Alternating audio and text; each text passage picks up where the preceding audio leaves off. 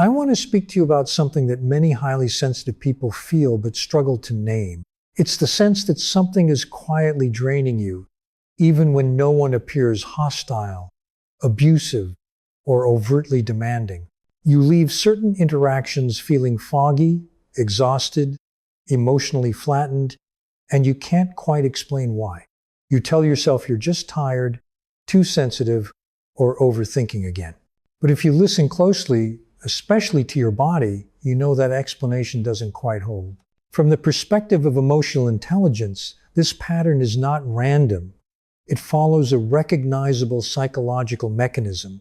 People with high emotional sensitivity are not simply empathetic. Their brains are wired to attune deeply. Your emotional radar is constantly active. You read tone shifts, micro-expressions, silences, and emotional undercurrents automatically. That ability likely saved you earlier in life. It helped you adapt, anticipate, and survive environments where emotional safety wasn't guaranteed. But what protects a child can endanger an adult. Here is the hard truth most people never say out loud. Some individuals learn, often unconsciously, to survive by feeding on the emotional availability of others. They are not cartoon villains. They are often wounded, charming, articulate, and deeply familiar with pain. What makes them dangerous is not intent, but dependency. They have learned that emotional closeness comes not from mutual regulation, but from extracting it from someone else. Highly sensitive people become ideal targets, not because they are weak, but because they are open. The process rarely looks like exploitation at first. It looks like intimacy, like depth, like being chosen as the only one who understands. Your empathy is activated through stories of trauma, struggle, or injustice. You feel moved, needed, connected, and that feeling can be intoxicating, especially if being needed once meant being safe. Neuroscience gives us part of the explanation. Empaths show heightened mirror neuron activity. When someone near you is distressed, your nervous system mirrors it automatically.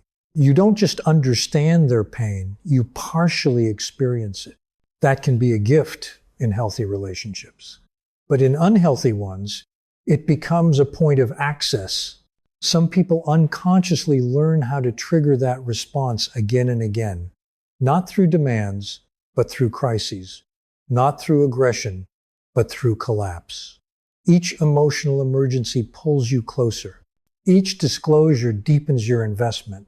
And slowly, without realizing it, your emotional energy begins flowing in one direction. Here's where it becomes truly damaging. Over time, you are subtly taught that depletion is normal, that feeling exhausted is just what love feels like. That overwhelm is proof of depth, that if you feel drained, it's because you care more, not because something is wrong.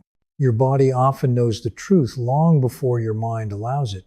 Sudden fatigue, tight shoulders, headaches, a sense of heaviness after conversations that seem meaningful on the surface. These are not signs of weakness. They are signals of emotional overload. But when you've been conditioned to distrust your own signals, you override them. You call it compassion. This is how emotional intelligence gets turned against itself. Another layer makes this even more difficult to see. Many empaths carry an unspoken belief. I am valuable when I am useful. When you feel needed, you feel anchored. When someone depends on you emotionally, it gives you a role, a purpose, a reason to stay. That belief doesn't come from nowhere. It often forms early, when emotional attunement became the price of belonging. The shadow side of empathy is not cruelty. It is the fear of being unnecessary. People who unconsciously depend on your emotional labor can sense this. Again, not because they are calculating, but because psychological patterns recognize compatible patterns. They feel safe with you because you regulate what they cannot. And the more you give, the more they need, not less. This is the paradox. Emotional extraction never resolves pain. It deepens dependence. You try harder. You listen longer. You explain more gently. You stay when you should rest. And slowly, your own inner life shrinks. Your creativity dulls. Your motivation drops. Your joy becomes harder to access. You are busy managing someone else's emotional world, leaving little energy for your own. At some point, often after burnout, illness, or emotional collapse, awareness breaks through. You begin to notice patterns. You realize that certain people feel better after talking to you, while you feel worse. You see that crises escalate when you pull back. You notice guilt appearing the moment you consider a boundary. This moment is not selfishness, it is awakening. Emotional intelligence at this stage requires a painful reframe. Not every expression of pain is an invitation for you to enter. Not every wounded person is asking for healing. Some are asking unconsciously for regulation they have never learned to provide themselves. You cannot heal someone by letting them consume your emotional reserves. The most difficult realization for sensitive people is this: compassion without boundaries is not kindness. It is self-abandonment, and self-abandonment teaches others how to use you. Developing emotional intelligence here does not mean becoming cold. It means becoming discerning. You begin to differentiate empathy from obligation, understanding from absorption, care from sacrifice. You learn to ask a new internal question: how do I feel after this interaction? That question changes everything. When you start listening to the answer, you begin reclaiming your energy, not by cutting everyone off, but by choosing where your emotional investment goes. You notice who can meet you, not just lean on you, who takes responsibility for their inner world instead of outsourcing it to you, who respects your limits rather than testing them. This is not a rejection of connection. It is the foundation for healthy connection. Your sensitivity was never meant to be a resource others consume. It is an intelligence meant to guide your own life. And when you stop confusing depletion with love, you begin the work of becoming emotionally sovereign, still open, still caring, but no longer available for unconscious extraction. That shift is quiet, but it is irreversible. As this awareness settles in, something subtle but profound begins to change inside you. You stop scanning every interaction for emotional danger. You stop bracing yourself to absorb whatever might come next. The nervous system, so long trained to stay alert, begins to relax. Not completely at first, but enough for you to notice the difference between connection and consumption.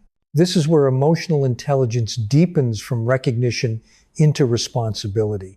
Not responsibility for others' feelings, but responsibility for your own inner state. You begin to understand that empathy does not require you to enter every emotional space you're invited into. You can witness pain without merging with it.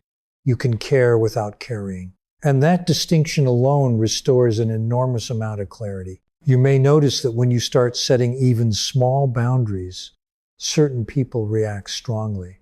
Confusion, disappointment, accusations that you've changed, that you're colder, less available, not who you used to be.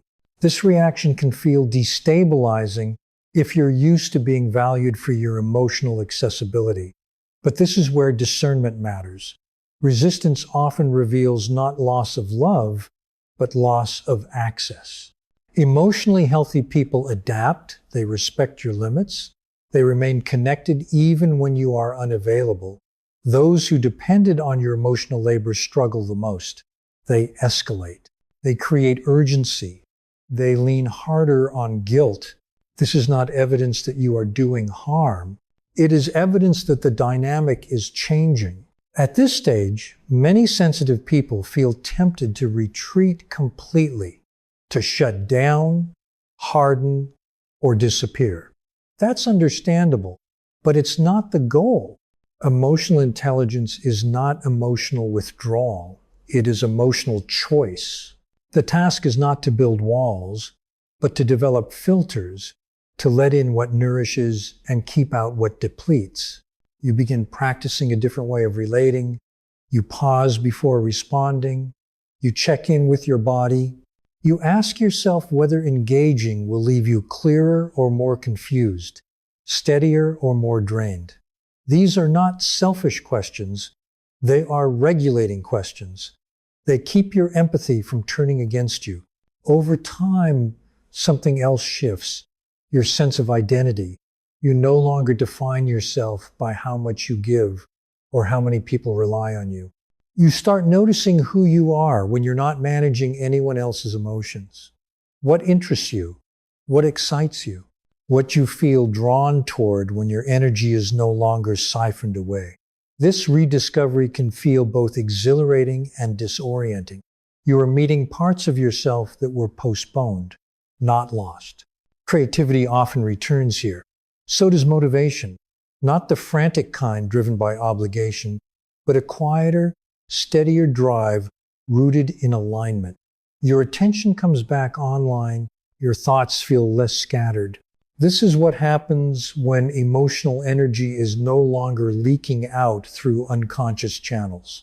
Your relationships also change in quality. There may be fewer of them, but they feel different, more reciprocal, more grounded. You listen without planning how to fix. You speak without fearing abandonment. You allow others to have their feelings without rushing to resolve them. This creates space for genuine intimacy, one based on mutual presence rather than emotional rescue. Perhaps the most important shift is how you experience self-worth.